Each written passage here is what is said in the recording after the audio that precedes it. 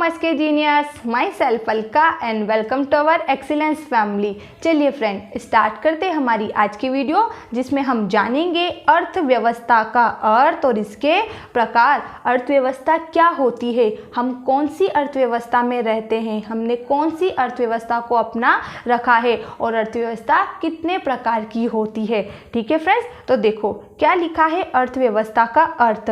अर्थव्यवस्था के अर्थ में लिखा है कि अर्थव्यवस्था एक ऐसी प्रणाली है जो लोगों को जीविका प्रदान करती है। अतः अर्थव्यवस्था में उत्पादन, विनिमय, वितरण की उन सभी क्रियाओं को शामिल किया जाता है जिनसे लोगों की आर्थिक आवश्यकताओं को पूरा करने में सहायता मिलती है। एग्जाम्पल से देखो, ये हमें बोल रहा है कि अर्थव्यवस्था एक प्रणाली है जो लोगों को जीविका प्रदान करती है। जीविका मतलब रोटी, कपड़ा, मकान। व्यक्ति क्या करता है, इस अर्थव्यवस्था में रहकर पैसा कमाता है और इस अर्थव्यवस्था में रहकर पैसा खर्च कर देता है। ठीक है, तो आया समझ में अर्थव्यवस्था क्या होती है। अर्थव्यवस्था एक प्रणाली होती है, एक चक्र होता है जिसमें लोग रहकर पैसा कमाते हैं और यही पैसा खर्च करते हैं, अपनी आवश्यकताओं को पूरा करते हैं और अपनी जीविका, रोटी, कपड़ा, मकान प्राप्त करते हैं।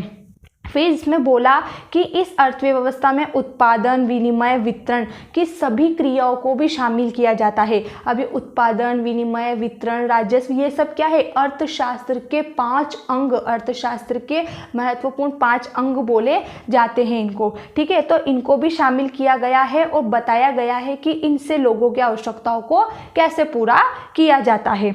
ठीक है फ्रेंड्स, अब इसकी एक परिभाषा दी गई है प्रोफेसर ए.जे. ब्राउन के अनुसार कि अर्थव्यवस्था से अभिप्राय ऐसी प्रणाली से है जिसके द्वारा लोग जीविका प्राप्त करते हैं। और कैसे जीविका प्राप्त करते हैं, मेहनत मजदूरी करके। आज किसी को बाइक की ज़रूरत है तो बाइक को खरीदने के लिए उसे सबसे पहले मेहनत करके पैसा कमाना होगा, फिर उस पैसे को खर्च करके बाइक खरीदनी होगी। तो एक प्रणाली के अंदर रहता है व्यक्ति, हम अर्थव्यवस्था के अंदर रहते हैं जहाँ मेहनत मजदूरी करके पैसा कमाते हैं और हमारी आवश्यकताओं को पूरा करते हैं। ठीक है फ्रेंड्स, अब देखते हैं अर्थव्यवस्था के प्रकार। तो यहाँ अर्थव्यवस्था के 2 प्रकार बताए गए हैं। पहला नियंत्रण के आधार पर, जिसमें 3 अर्थव्यवस्था बताई गई है, और दूसरा विकास के आधार पर, जिसमें भी 3 अर्थव्यवस्था बताई गई है। नियंत्रण के आधार पर पहली अर्थव्यवस्था है पूंजीवादी अर्थव्यवस्था, जिसे बाजार अर्थव्यवस्था और स्वतंत्र अर्थव्यवस्था भी कहते हैं। क्यों कहते हैं, ये इसकी डिटेल से हम जानेंगे। दूसरी है यहाँ पर समाजवादी अर्थव्यवस्था, इसे केंद्र नियोजित अर्थव्यवस्था कहते हैं। और तीसरी है मिश्रित अर्थव्यवस्था।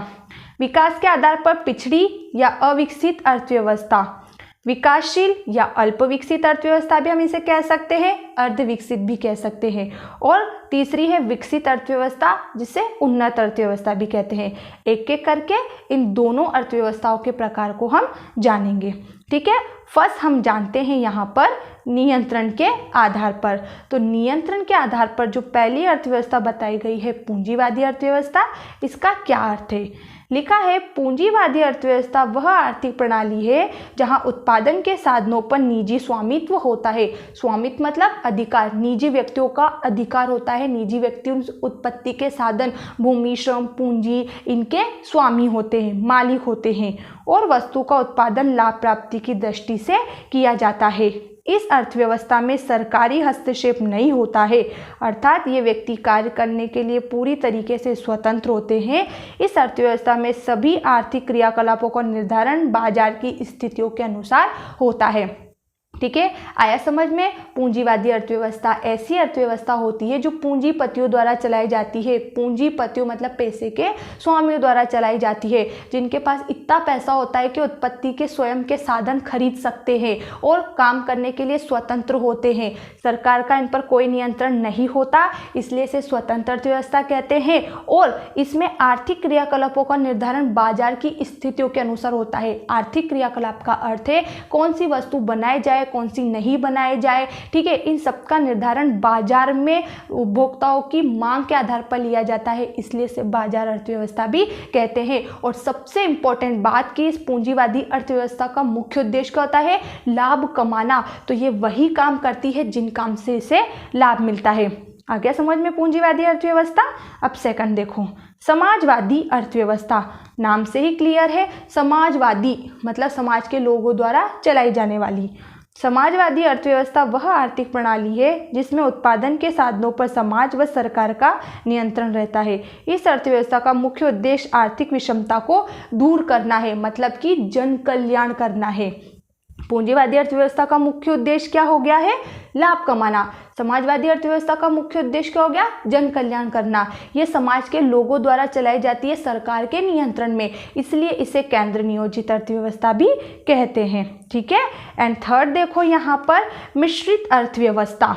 इसमें लिखा है कि मिश्रित अर्थव्यवस्था वह अर्थव्यवस्था है जिसमें पूंजीवादी तथा समाजवादी अर्थव्यवस्था का समावेश है, मतलब मिक्स्ड इकोनॉमी, दोनों ही अर्थव्यवस्था है इसके अंदर।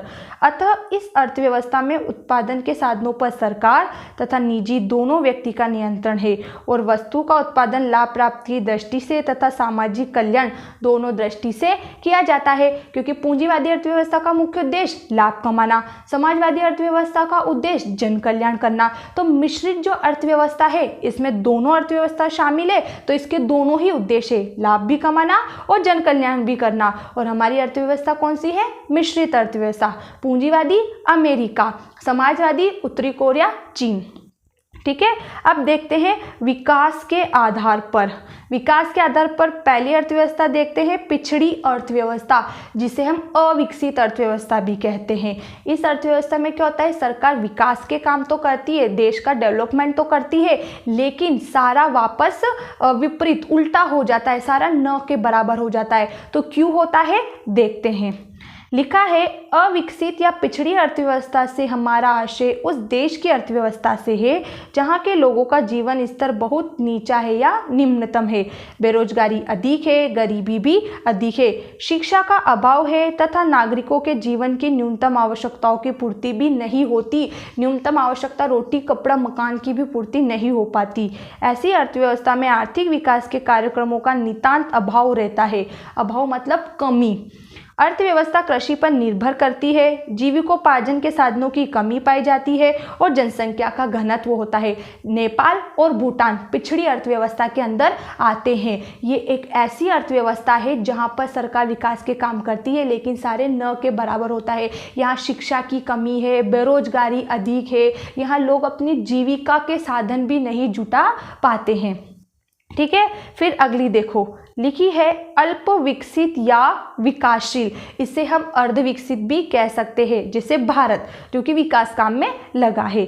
अल्प विकसित अर्थव्यवस्था उस देश की अर्थव्यवस्था को कहते हैं जिनकी प्रति व्यक्ति वास्तविक आय संयुक्त राष्ट्र अमेरिका, कनाडा, ऑस्ट्रेलिया तथा पश्चिमी यूरोपीय देशों की प्रति व्यक्ति वास्तविक आय की तुलना में कम, किंतु पिछड़े या अविकसित देशों की तुलना में अधिक है।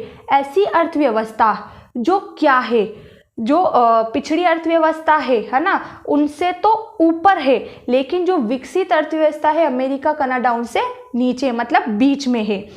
ऐसे देश विकास की ओर अग्रसर तो है, किंतु उनके विकास की गति धीमी होती है।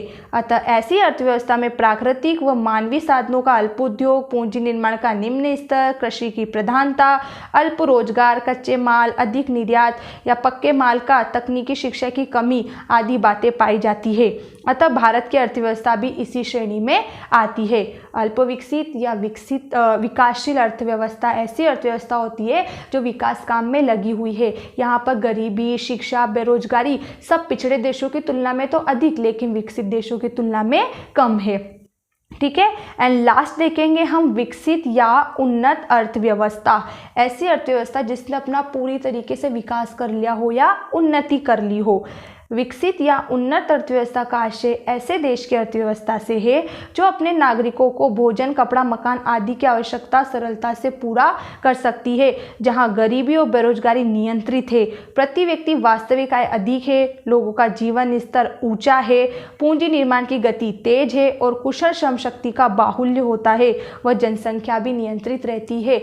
ऐसी अर्थव्यवस्था जहाँ पर बेरोजगारी नहीं है, जहाँ पर शिक्षा का ऊंचा स्तर है, जनसंख्या नियंत्रित है, शिक्षा का अभाव नहीं है, ऐसी अर्थव्यवस्था को हम विकसित या उन्नत अर्थव्यवस्था कहते हैं, जैसे कनाडा, अमेरिका आदि देश की अर्थव्यवस्था। तो आया समझ में? हमने जाना अर्थव्यवस्था क्या है। अर्थव्यवस्था एक प्रणाली है जो लोगों को जीविका, रोटी, कपड़ा, मकान उपलब्ध कराती है। अर्थव्यवस्था दो प्रकार की होती है, एक नियंत्रण के आधार पर, विकास के आधार पर। नियंत्रण के आधार पर हमने पूंजीवादी, समाजवादी और मिश्रित अर्थव्यवस्था पढ़ी, और विकास के आधार पर हमने पिछड़ी, अर्धविकसित और विकसित तीनों अर्थव्यवस्था जानी। अब इन तीनों ही अर्थव्यवस्था को लेकर कोई भी डाउट होता है तो डाउट को दूर करने के लिए कमेंट्स बॉक्स दिया गया है, जिसमें डाउट लिखकर दूर करना है। ठीक है friends, thanks for watching this video, bye bye.